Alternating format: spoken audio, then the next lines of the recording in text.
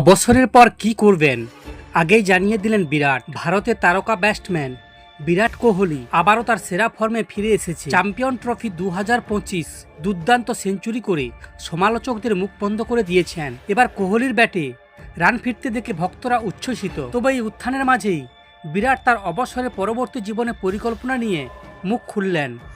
এক সাক্ষাৎকারে তিনি জানালেন, ক্রিকেট থেকে সরে দাঁড়ানোর পর তিনি কি করবেন তা নিয়ে এখনো নিশ্চিত নন, তবে প্রথম পছন্দ বিশ্ব ভ্রমণ। তিনি বলেন, যদি ভারত 2028 সালে অলিম্পিক ফাইনালে ওঠে তাহলে অবসর ভেঙে অন্তত এক ম্যাচের জন্য ফিরে আসার কথা ভাববো। অলিম্পিক পদক জয় চিরস্মরণীয় একটি ব্যাপার হবে।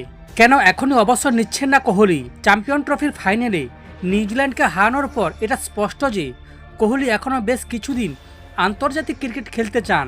বিশেষ করে টেস্ট এবং ওয়ানডে ফরম্যাটে তিনি আরও কিছুদিন বিশ্বের প্রতিনিধিত্ব করবেন। সম্প্রতি টেস্ট ক্রিকেটে তার ফর্ম নিয়ে প্রশ্ন উঠেছিল, তবে চ্যাম্পিয়ন ট্রফিতে দুর্দান্ত পারফরমেন্স করে তিনি সমালোচকদের ভুল প্রমাণ করেছেন।